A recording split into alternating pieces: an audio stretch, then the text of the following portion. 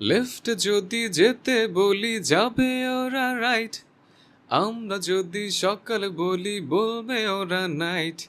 লিফটে যদি যেতে বলি যাবে ওরা রাইট, আমরা যদি সকাল বলি বলবে ওরা নাইট। কি আছো? বাঁচাও, বাঁচাও, বাঁচাও, বাঁচাও, আল্লাহ প্লিজ বাঁচাও। এই বজ্জাতের হাত থেকে বাঁচাও আমায়। আজ মনে হয় আমাকে খেয়েই ফেলবে। না, না, না, এখনো তো পেছন পেছন দৌড়াচ্ছে। আচ্ছা, কুত্তা পেছনে পড়লে আপু যেন কি পড়তো মনে মনে? ও হ্যাঁ, মনে পড়েছে। কুত্তা তোর বাপের নাম কি? কুত্তা তোর মায়ের নাম কি? আয়রা চোখ বন্ধ করে এগুলো বলতে বলতে দৌড়াচ্ছে। হঠাৎ কিছু একটার সাথে বাড়ি খেয়ে পড়ে গেল। মনে মনে বলল, সামনে পিলার আসলো কই থেকে। এটা বলেই চোখ খুলে দেখলো একটা ছেলে ওর সামনে দাঁড়িয়ে আছে। আয়রা মনে মনে বলল, ও তাহলে এটা পিলার না। তারপর উঠে দাঁড়িয়ে বলল, এই যে রাস্তার মাঝে পিলারের মতো দাঁড়িয়ে আছেন কেন? Are you mad? আমি পিলারের মতো দাঁড়িয়েছি নাকি আপনি দৌড়ে এসে আমার গায়ের উপর পড়ে গেল? ইয়া আল্লাহ, কি মিথ্যে কথা! আমি আপনার গায়ের উপর পড়েছি নাকি আপনি আমায় ফেলে দিয়েছেন? আপনার সাথে কি আমার শত্রুতা আছে নাকি যে আমি আপনাকে ফেলে দেব? একটা কুত্তা, সরি, কুকুর পেছনে পড়েছিল তাই। কই, কোনো কুকুরও তো দেখা যায় না। গেল কোথায়? এখানেই তো, এখনই আমার পেছন পেছন আসছিল। এই বয়সে কুকুরকে ভয় পান? আমি কিছুই ভয় পাই না। হ্যাঁ, এই জন্যই তো ভো দৌড় দিয়েছিলেন। সেটা তো আমি জগিং করছিলাম। তাই নাকি? তো বিকেলে কেউ জগিং? আমি করি, আপনার কোনো সমস্যা? না, কোনো সমস্যা নেই। আচ্ছা বাই, আমার কুকুরটা চলে এসছে। কুকুরের কথা শুনে আয়রা ভয়ে সায়ান্তের শার্ট আঁকড়ে ধরে চোখ বন্ধ করে বলল, আ- আপনার কুত্তা কি কামড়ায়? কামড়ায় তো। আর আমার কুকুর কামড়ালে তোমাকে 32টা ইঞ্জেকশন দিতে হবে। কি কি এতগুলো ইঞ্জেকশন? আপনার কুকুরটাকে বলেন না চলে যেতে। কেন, তুমি না কুকুর ভয় পাও না? পাই, অনেক ভয় পাই। চলে যেতে বলেন না প্লিজ। এবার সায়ান্ত হেসে দিল। সায়ন্তর হাসির আওয়াজ শুনে আয়রা পিছনে তাকিয়ে দেখলো কোনো কুকুর নেই। তার মানে ওকে বোকা বানানো হয়েছে। আয়রা রেগে বলল, তোর ছেলে, আপনি আমাকে বোকা কেন তুমি মিথ্যে বলেছিলে, তাই। মিথ্যে বলে আমার কাছে কেউ পার পায় না। আয়রা দাঁত কিরমির করে চুপি চুপি পানির বোতলটা বের করে ঢাকনাটা খুলে সায়ান্তকে ভিজিয়ে দিয়েই ভোদর। সায়ান্ত হতভম্ব হয়ে তাকিয়ে আছে। পুরো শার্টটা ভিজিয়ে দিয়েছে। আয়রা পিছনে ফিরে আয়রা পিছনে ফিরে সায়ন্তকে ভেঙচি কেটে আবার দৌড় দিল। সায়ন্ত পিছন পিছন ছুটলো কিন্তু ধরতে পারলো না। তার আগে আয়রা রিকশায় উঠে পড়ল। তারপর পিছনে তাকিয়ে সায়ন্তর দিকে চেয়ে দাঁত কেলালো। শান্ত আয়রাকে ধরতে না পেরে দাঁত কিরমির করতে করতে চলে গেল। আয়রা বাসায় এসে কলিং বেল বাজালো। একটু পর মিম এসে দরজা খুলে দিল। আয়রা ঘরে ঢুকে বলল, কিরে রিয়া কই? ঘুমায়। ওহ, আমি একটু নাটক দেখি, একটু হটস্পট দিবি? দোস্ত, একেবারে ফকিনি হয়ে গেছে। একটা এমবিও নাই। তাহলে এখন দেখবো কেমনে? শোন, একটা বুদ্ধি আছে। কি বুদ্ধি?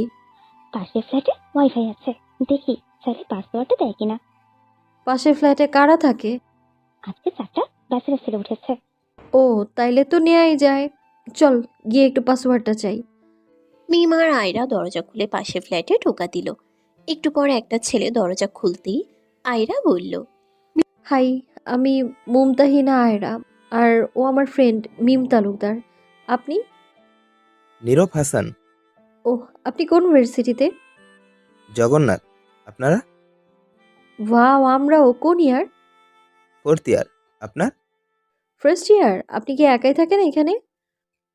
না, আমার 3টা ফ্রেন্ড আর আমি। ও, যদি কিছু মনে না করেন তাহলে ওয়াইফাই পাসওয়ার্ডটা দেবেন? আসলে আমি তো জানি না, সায়ন্ত জানে। ও আসুক, তখন আপনারা ওর থেকে চেয়ে নিয়ে। ও, উনি কখন আসবেন? এই তো একটু পরই। মিম আর আয়রা ওদের ফ্ল্যাটে ঢুকে দরজা বন্ধ করে দিল। তারপর মেয়ে বলল, দেখেছিস কি শয়তান, বলে কিনা পাসওয়ার্ড কি সে জানে না।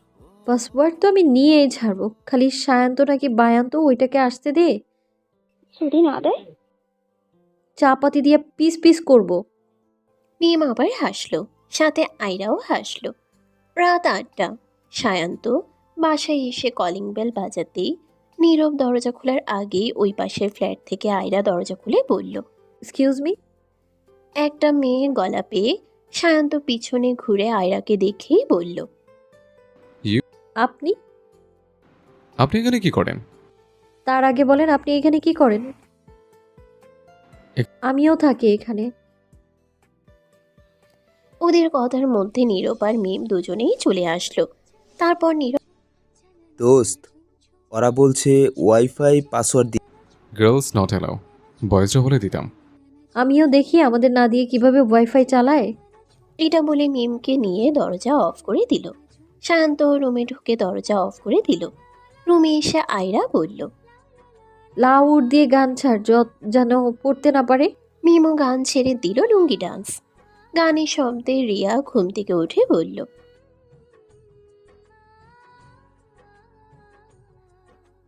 পাশের ফ্ল্যাটের বান্দরগুলোকে টাইট দেওয়ার জন্য। ছেলেদের টাইট দিতে রিয়ার ভালোই লাগে, তাই আর কোনো কথা না বলে তিনজনে ওরা ধুরা লুঙ্গি ডান্স দিতে লাগলো। 1 মিনিট পার হতে না হতেই দরজায় কে যেন নক করলো। আয়রা গিয়ে দরজা খুলতেই সায়ন্ত বলল। কি সমস্যা? এত জোরে কেউ গান চালায়? আপনার সমস্যা আমাদের না, আমরা নিজেদের ফ্ল্যাটে চালাচ্ছি। ওকে, সো স্টপ ইওর থোতা, নাইলে থোতাটা ভোতা। বেয়াদব কোথাকার। ঠিক আছে, কাল ভার্সিটি আসো, এমন র্যাগিং দেব যে বলবে ছায়রা দে বাবা কাইন্দা বাঁচে। ওকে, দেখি কি করেন, কিন্তু গান বন্ধ হচ্ছে না। বোন, গানটা বন্ধ করো না প্লিজ, পড়তে বস। ওকে, তবে আমাদের ওয়াইফাই পাসওয়ার্ডটা দিতে হবে। নীরব পাসওয়ার্ডটা ওদের দিয়ে দিল। সায়ন্ত রেগে ঘরে চলে গেল। নীরবও পিছন পিছন গেল। সায়ন্ত নীরবের কলার ধরে। শালার পুত, ওই শাকচুনি ডাইনাদের ওয়াইফাই দিতে গেলে কেন? না দিলে তো শান্তিতে ঘুমাতে দিত না। দাঁড়া, কাল যদি সায়স্তা না করছে, আমার নামও সায়ন্ত। পরের দিন মিম, আয়রা আর রিয়া ভার্সিটিতে গেল। ওদের দেখে সায়ন্ত ডাক দিল। ওর সাথে নীরব আর সাজিদ নিলয়ও ছিল। আয়রা ওদের দিকে এগুতে এগুতে মিম আর রিয়াকে বলল। এখন আমাদের র্যাগিং করবে শয়তানগুলা, শোন, একদম ভয় পাবি না। কি খবর তোমাদের? ওকে, তাহলে এখন থেকে ভালো থাকবে না। আমি তোমাদের সিনিয়র, সো নো বেয়াদবি। যাও, ভার্সিটি ক্যাম্পাসে গিয়ে কান ধরে 10 বার উঠবে আর বসবে। কেন? আমি বলেছি তাই, যাও এখনই। আয়রা দ্রুত মুখ খিচে ক্যাম্পাসে গিয়ে কান ধরে উঠবোস করলো। সবাই ওর দিকে তাকিয়ে হাসছে, আবার কেউ কেউ ভিডিও করছে। আয়রা মনে মনে বলছে। এই শোধ যদি আমি না তুলেছি তাহলে আমার নামও আয়রা না। উঠবোস করে কারোর সাথে কথা না বলে চলে গেল আয়রা। সাথে মিম আর রিয়াও গেল। ক্লাস শেষে আয়রা সায়ন্তর সামনে আসলো। সায়ন্ত ওর দিকে চেয়ে বলল। হ্যাঁ বলবো, তবে কানে কানে। কে? হ্যাঁ, এই কথা শুধু আমি আপনাকেই বলবো। না, কানে কানে বড় লাগবে না, এভাবেই বলো। না না প্লিজ। আয়রার জোড়াজুড়িতে সায়ন্ত রাজি হলো। আয়রা ওর কান বরাবর মুখ নিয়ে জোরে একটা চিল্লানি দিয়ে ভোঁদৌড়। ঘটনার আকস্মিকতায় সায়ন্ত কিছুই বুঝলো না। যখন বুঝতে পারলো সাথে সাথে আয়রার পিছনে দৌড়াতে লাগলো। আয়রা দৌড়াতে দৌড়াতে সামনে দেখলো একটা কুকুর আসছে, আর পিছনেই সায়ন্ত। কি করবে? না বাবা, যা হবার হবে, কুত্তার কামড় খাওয়ার চেয়ে 2-4টা চড় খেয়ে নেবো তাও। এটা ভেবে আয়রা উল্টো দিকে ঘুরে সায়ন্তর দিকে দৌড়াচ্ছে। সায়ন্ত দৌড়াতে দৌড়াতে ভাবছে। মেয়েটা কি পাগল হলো? আবার এদিকে আসছে কেন? দৌড়াতে দৌড়াতে আয়রা আর সায়ন্ত মুখোমুখি হলো। সায়ন্ত থেমে জিজ্ঞেস করলো। আবার এদিকে আসছো কেন? তুই না পালাচ্ছিলে? হ্যাঁ, কিন্তু আমার পেছনে দেখুন একটা কুকুর আসছে, আপনি প্লিজ একটু আমাকে বাঁচান। বাঁচাবো তো আমি। তোমার জায়গায় যদি একটা পাগলও আসতো তো আমি বাঁচাতাম, কিন্তু তোমাকে কখনো না। এই বলে সায়ন্ত আয়রার হাত ধরে টেনে কুকুরের কাছে নিয়ে যাচ্ছে। আয়রা বারবার হাত ছাড়াতে চাইছে কিন্তু পারছে না। যখন কুকুরের একেবারে সামনে চলে এলো তখন আয়রা কান্না শুরু করে দিয়ে বলল। এত মাসুম কিউট মেয়ের সাথে আপনি এমন কেন করছেন? আপনি এতটা নির্দয় কেন? তোমাদের মতো অসভ্য মেয়েদের টাইট দেওয়ার জন্য এমনই করতে হবে। সরি, আর করবো না, মাফ করে দিন, সত্যি বলছি। সত্যি তো? হ্যাঁ হ্যাঁ সত্যি। আয়রা এটা মুখে বললেও মনে মনে বলল, কচু সত্যি, খালি একবার বেঁচে ফিরি, তারপরে এই শয়তানটা থোতা কেমনে স্টপ করতে হয় সেটা আমি ভালোভাবেই জানি। আয়রার সত্যি কথা শুনে সায়ন্তর মনে দয়া হলো। সে বলল, ঠিক আছে, চলো আমার সাথে। আয়রা সায়ন্তর সাথে হাঁটতে লাগলো। কিছু দূর যাওয়ার পর সায়ন্ত বলল, এবার নিজের রাস্তা মাপো। এই বলে সায়ন্ত ডান দিকের রাস্তায় চলে গেল, আর আয়রা চলে গেল বামের রাস্তায়। আয়রা হাঁটতে হাঁটতে চিন্তা করলো, কাল শুক্রবার, মানে ছুটি, তাহলে কালকে চিল করতে হবে, পুরাই চিল। সেই জন্য কাচ্চি করলে কেমন হয়? ওরা দুইটা তো কাচ্চির জন্য পাগল, তাহলে কাচ্চি করলেই ভালো হবে। এখন গিয়ে হালকা পাতলা পরে তিনজন মিলে রান্না করব, আর কালকে সারাদিন চিল করতে করতে খাবো। এগুলো ভাবতে ভাবতে আয়রা জিহবা দিয়ে ঠোঁটটা ভিজিয়ে আহা, চিল আর চিল। আর অপরদিকে সায়ন্ত ভাবছে, কাল তো ছুটি, আর কাল বাংলাদেশের একটা ম্যাচও আছে। সারাদিন বাইরে আড্ডা দিব, আর রাতে জমিয়ে ম্যাচ দেখবো উইথ পপকর্ন। মিম একটা একটা টিউশনি করিয়ে বের হলো বাসায় আসার জন্য, কিন্তু বের হয়ে কোনো রিক্সা পেল না। হঠাৎ একটা খালি রিক্সা দেখে দ্রুত ডাক দিল। তারপর রিক্সায় ওঠার আগেই কোথা থেকে একটা ছেলে উঠে গেল। মিম কিছু বলতে যাবে, তখনই ওর চোখ যায় ছেলেটার উপর। এটা তো পাশের ফ্ল্যাটের নীরব। মিম একটু হেসে বলল, এক্সকিউজ মি, রিস্কাটা আগে আমি দাঁড় করিয়েছি। ও, আসলে আমিও কোনো রিক্সা পাচ্ছিলাম না, তাই এটা খালি দেখে উঠে পড়লাম। আর আসলে আমি আপনাকে খেয়াল করিনি। ও, আপনি কি বাসায় যাচ্ছেন? হ্যাঁ, আপনি? সেম, তাহলে চলুন একসাথে যাই। যেহেতু রিস্কা পাচ্ছি না, সেহেতু কি আর করার। শিওর, আসুন বসুন। আপনার সমস্যা হবে না তো? না না না, কোনো সমস্যা নেই। মিম জবাবে মিষ্টি হাসলো। কিছুক্ষণ দুজনেই চুপ থেকে মিমে প্রথমে বলল, আচ্ছা, মিস্টার সায়ন্ত ভার্সিটিতে আয়রার সাথে এমন করলো কেন? ও ও এমনই, ওর মুখের উপর কেউ কথা বললে ওর রাগ উঠে যায়, সেজন্যই এমন করেছে। আয়রাও কম না, আগুরে কি ঢালতে পছন্দ করে। আপনার নামের সাথে আপনার স্বভাবেরও মিল আছে। আসলে ফ্রেন্ড আর ফ্যামিলি ছাড়া কারোর সাথেই তেমন একটা কথা বলা হয়ে ওঠে না। মিম আর নীরব টুকটাক কথা বলতে বলতেই পৌঁছে গেল। পৌঁছে দুজনেই ভাড়া দিতে গেল, কিন্তু নীরব জোর করে ভাড়া দিয়ে দিল। মিম গেট দিয়ে ঢুকতে ঢুকতে বলল, এটা কিন্তু ঠিক হলো না। আপনি কেন ভাড়াটা দিতে গেলেন? সমস্যা নেই, অন্য একদিন আপনি দিয়ে দেন। মিম হালকা হেসে আচ্ছা বলল। নীরব প্রত্যুত্তরে হাসলো। দুজনই লিফটে উঠল, কারোর মুখেই কথা নেই। 4 তলায় লিফটে থামলো, তারপর দুজনেই বেরিয়ে গেল। দুজনেই ঘরে ঢুকে দরজা রিয়া অ্যাসাইনমেন্ট করছে, আর আয়রা ডিস্কো দিওয়ানি আহা ও আহা গানে নাচছে, আর একটু পরপরই আহো আহো করছে। মিম গিয়ে আয়রার কান থেকে হেডফোন খুলে, কি রে, কাল তো শুক্রবার, কি? চিল হাব্বে চিল, দেখিস না আমার এখন থেকে চিল শুরু হয়ে গেছে। আচ্ছা শোন না, একটু পর কাচ্চি রান্না করবো, তোরা কি বলিস? ইয়া, কাচ্চি জোস হবে, খাইতে খাইতে চিল হবে। ইয়াহ বেব, কি রে তুই কাচ্চি খাবি না? দোস্ত ডায়েটে আছে। এমনিই তো চিকনি চামেলি, তার উপর আবার যদি ডায়েট করিস তাহলে তো আরো চিকনি হয়ে যাবি, আর একদিন খেলে হাতি হয়ে যাবি না। তো ডায়েট শুক্রবারের জন্য ছাদে উঠিয়ে রাখ। আয়রার কথা শুনে মিমা আহ, কি গ্রান বের হচ্ছে বিরিয়ানির, জিব্বাই পুরো পানি চলে আসছে। দেখো তো আরে পাশের ফ্ল্যাটে রাখছে। কি চাল দিয়ে রাখছে আল্লাহ জানে, বাসি বাসি গন্ধ বের হচ্ছে, বিরিয়ানি রাখতে পারে না।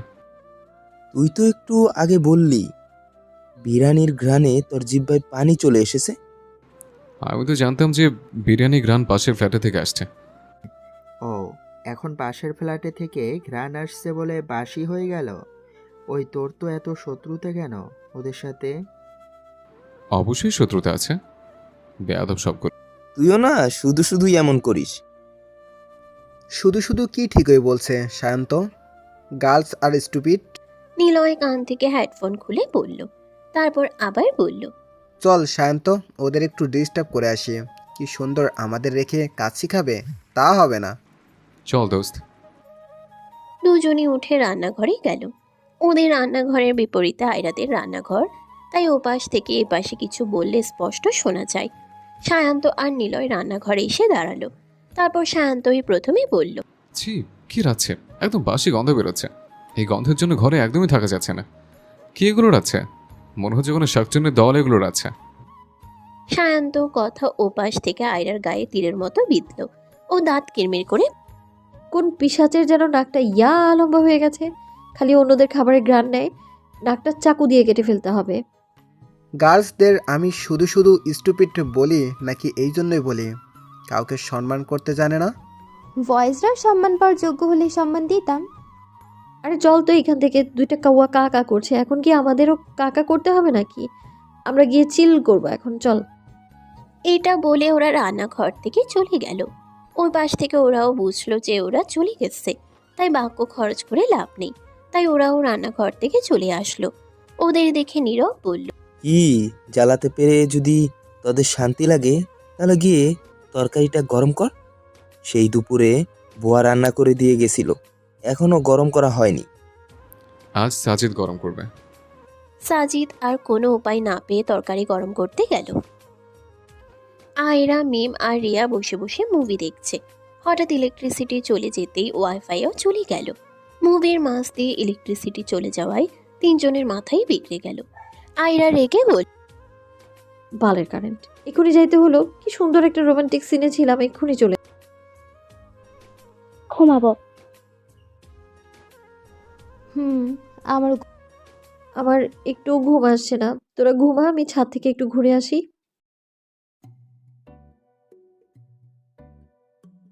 কই এত রাত, সবে 12টা বাজে। সমস্যা নেই, বেশিক্ষণ থাকবো না। ওকে। বলে আয়রা মেন দরজার চাবি নিয়ে দরজায় লক দিয়ে ছাদে চলে গেল। তারপর রেলিং ধরে দাঁড়িয়ে আকাশ দেখতে লাগলো।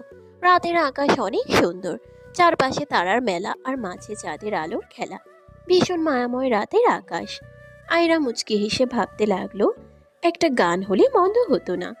কিন্তু তার আকাশেতে লক্ষ্য ধারা এই গানটা ছাড়া আর কোনো গান মনে পড়ছে না, তাই এটাই গাওয়া শুরু করলো। আকাশেতে লক্ষ্য তারা, চাঁদ কিন্তু একটা রে। এতটুকু গাইতে না গাইতেই পাশ থেকে কে যেন বলে উঠল, অসভ্য লোক কোথাকার। একজন গান গেলে তার গানের ভেতর বাম হাত না ঢুকালে ভালো লাগে না, তাই না? কোথায় বাম হাত ঢোকালাম? আর আমার বাম হাত তো আমার সাথে আছে। বরং তোমার গান যেন আরো সুন্দর হয় তাই ব্যাকগ্রাউন্ড মিউজিক দিচ্ছিলাম। বালের ব্যাকগ্রাউন্ড। বেশি কথা বলে মুখটা সেলাই করে দেবো। So stop your থোতা।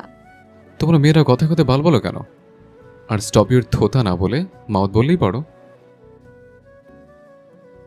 আপনার সমস্যা কই বাল বলতে? আমরা তো বাল বলি, আর আপনারা তো মেয়ে দেখলেই মাল বলেন। আর থোতা শব্দটা আমি আবিষ্কার করেছি। আমি আয়রার প্রথম কথায় সায়ন্ত কোনো উত্তর দিল না। আয়রা সত্যিটাই বলেছে, কিছু ছেলের জন্য আজ সবগুলো ছেলে কলুষিত।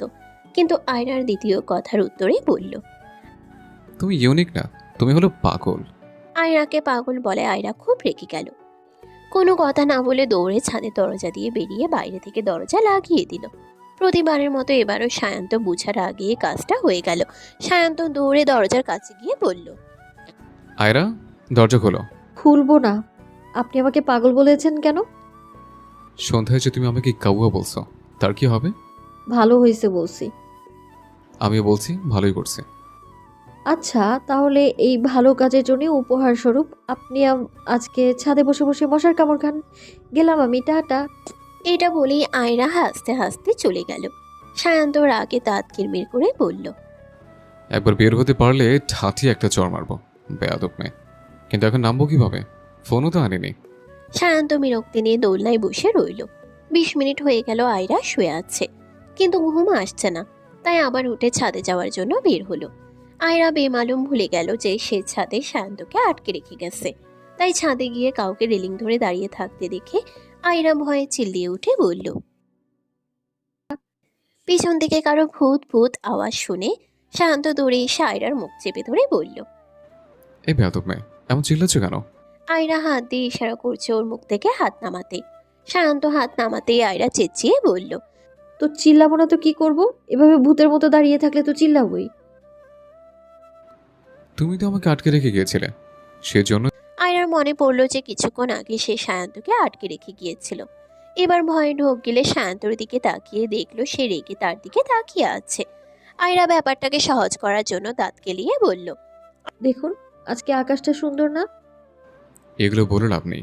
এক পায়ে কান ধরে দাঁড়িয়ে থাকো 10 মিনিট। আচ্ছা, 2 পায়ে 10 মিনিট দাঁড়িয়ে থাকি। বেশি কথা বললে কিন্তু কান। আয়রা এবার চুপ করে এক পা উঠিয়ে দাঁড়িয়ে রইল, আর সায়ান্ত দোলনায় পায়ের উপর পা তুলে বসে রইল। 5 মিনিট পর আয়রা 15 মিনিট হয়ে গেছে, এখন পা ঠিক করি আমি। আমি 5 মিনিট আর 15 মিনিট চিনি। চুপচাপ দাঁড়াও, সময় হলে আমিই বলবো। আয়রা কোনো কথা না বলে আবার এক পায়ে ভর দিয়ে দাঁড়িয়ে রইল। কিছুক্ষণ পর সায়ন্ত ঠিক হতে বলল। তারপর দুজনেই তর্ক করতে করতে নিচে নেমে এলো এবং যে যার রুমে গিয়ে শুয়ে পড়ল। সকাল রিয়া নিজের কাপড়গুলো ধুয়ে ছাদে শুকাতে নিয়ে গেল।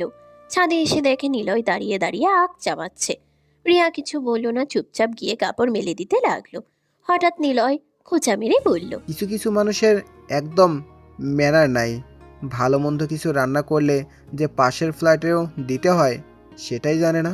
আজকাল স্যাঁচরা মানুষের অভাব নেই, খালি অন্যের খাবারের দিকে নজর দেয়। এসব স্যাঁচরাদের জ্বালায় শান্তিতে কিছু রান্নাও করা যায় না। এই তোমার সাহস কি করে হয় আমাকে স্যাঁচরা বলার? আমি কারো নাম ধরে কিছু বলিনি, হেতে যদি কারো গায়ে লাগে তাহলে সে আসলে। রিয়ার কথা শুনে নিলয় ওকে ধরতে নিলেই ও দৌড়ে নিচে চলে গেল। নিলয় রিয়ার নাগাল না পেয়ে বলল, ইশিট। দুপুরে রিয়া, আয়রা আর মিম খেতে বসেছে। মিম খেতে খেতে বলল, শোন, আমাদের মনে হয় পাশের ফ্ল্যাটে বিরিয়ানি দেওয়া উচিত। কষ্ট করে আমরা রান্না করছি না তো ওদের দিব কেন? আর ওদের দিলেও 100টা দোষ বের করবে। থাক, তবুও এটা তো বলতে পারবে না যে রান্না করে দিইনি। আর আমরা কিন্তু ওদের ওয়াইফাই চালাচ্ছি। ঠিক বলেছিস, আসলেই দেয়া উচিত। তারপর মিম আর আয়রা বিরিয়ানি নিয়ে ওদের দরজায় বেল বাজালো। মিম খেয়ে ফেসবুকিং করছে, ওর নিলয়ের সামনে আসার একদমই ইচ্ছে নেই। নীরব দরজা খুলতেই মিম মিষ্টি আমরা রান্না করেছি তো, তাই আপনাদেরও দিলাম। আচ্ছা ঠিক আছে, খেয়ে বলবো কেমন হয়েছে। অবশ্যই। আয়রা এতক্ষণ চুপচাপ দাঁড়িয়েছিল, হঠাৎ বলে উঠল, আচ্ছা, আপনাদের দলের একজন আছে না, ওই যে দেখতে রামচরণের মতো, কিন্তু খালি ঝগড়া করে ওই ছেলে। নীরব কিছু বলার আগেই আয়রার পেছন থেকে কে যেন বলে উঠল। আয়রা পিছনে ফিরে তাকিয়ে দেখলো সায়ান্ত জিন্সের পকেটে হাত দিয়ে দাঁড়িয়ে আছে। আয়রা ব্রোকোচকে জিজ্ঞেস করলো, আপনি আমার পিছনে আসলেন কি করে? জাদু। আচ্ছা, তাহলে জাদু করে? আমি আবার সবাইকে জাদু দেখাই না, বিশেষ করে পাগলদের তো আরো আগে দেখাই না। আমি ছাগলদের জাদু দেখি না, বিশেষ করে রাম ছাগলদের জাদু তো আরো আগে দেখি না। এটা বলে আয়রা মিমকে নিয়ে ঘরে ঢুকে দরজা আটকে দিল। আর সায়ান্ত ঘরে ঢুকে বলল, দেখলি কি বেয়াদব, আমাকে রামছাগল। তুইও তো ওকে পাগল বললি। ও আসলে একটা পাগল। জানিস তো, পাগলকে কিন্তু সরাসরি পাগল বললে খেপে যায়। তা ঠিক বলেছিস। এখন চল বিরিয়ানিটা টেস্ট করি। সায়ান্ত আর নীরব বিরিয়ানি পুরোটাই শেষ করলো, ওদের দুজনের জন্য রাখলো না।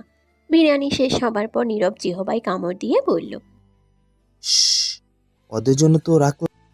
ওদের না জানালে চলবে।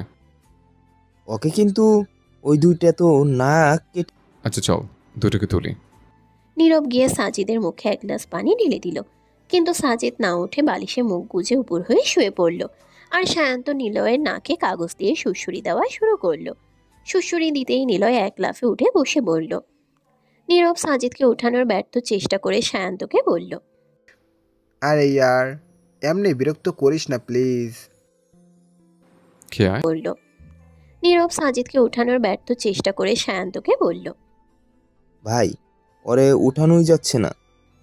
সায়ান্ত আবার নিলয়কে দেওয়া থেরাপি সাজিদের উপর অ্যাপ্লাই করলো। সাজিদ এবার দুম করে উঠে বসে পড়ল। তারপর দুজনকে ঠেলে ঠুলে খেতে পাঠালো। এই দুজন খাওয়া দাওয়ার একদম খেয়াল রাখে না। বিকেলে মিম বের হলো টিউশনি করাতে। সে সপ্তাহে মঙ্গলবার আর বুধবার বাদে প্রতিদিনই পড়ায়। প্রতিদিনের মতো আজও পড়ানোর জন্যই বের হয়েছে। তারপর 1 ঘন্টা পড়িয়ে বাসার দিকে রওনা হলো। আজ হাঁটতে ইচ্ছে করছে, তাই হেঁটেই বাড়ি ফিরবে। সন্ধ্যা এখনো পুরোপুরি হয়নি। নীরব আর সায়ন্ত বের হয়েছিল আড্ডা দিতে। কিছুক্ষণ আড্ডা দিয়ে সায়ন্ত ওর আপুর বাসায় গেল। কাছে ওর আপুর বাসা, আর নীরব হেঁটে বাসায় ফিরতে লাগলো। হঠাৎ সামনে মিমের মতো কাউকে হাঁটতে দেখে নীরব শিওর হওয়ার জন্য ডাক দিল। মিম। কারো গলায় নিজের নাম শুনতে পেয়ে মিম পিছনে তাকিয়ে দেখলো নীরব আসছে। মিম দাঁড়ালো। নীরব ওর পাশে এসে হাঁটতে হাঁটতে বলল, বাসায় যাচ্ছেন? হ্যাঁ, ও আচ্ছা, আজকের বিরিয়ানিটা অনেক ভালো ছিল। ওয়েলকাম ভাইয়া। নীরব মিমের ওয়েলকাম শুনে হাসতে পারল না ভাইয়া বলার কারণে। আর মিম মনে মনে হাসছে ভাইয়া বলে, কারণ আয়রা একদিন বলেছিল ছেলেদের ভাইয়া বলতে, তাহলে তাদের দিল নাকি 2 টুকরা হয়ে যায়। সেই জন্য আজ সেইটা অ্যাপ্লাই করলো। মিমের ভাইয়া বলাটা নীরব একেবারেই মানতে পারছে না। তার মানে এই না যে মেয়েরা ভাইয়া বললে নীরবের খারাপ লাগে, বরং ফার্স্ট ইয়ারের অনেক মেয়েই তাকে ভাইয়া বলে, তাতে নীরবে কিছুই যায় আসে না। কিন্তু মিমের ভাইয়া ডাকটা সে নিতে পারছে না। তবুও সে কিছু বলল না, একটু হেসে জিজ্ঞেস করলো, আপনার গ্রামের বাড়ি কোথায়? রাঙামাটি। আপনার? কুমিল্লা। আপনার ভাই বোন কয়জন? একাই। আপনি? বড় ভাই আছে? আচ্ছা, ভার্সিটি থেকে পিকনিকে কবে যাবে জানেন? আসলে বাবা মার একমাত্র মেয়ে হয়ে অনেকটা বন্দি জীবন কাটিয়েছে।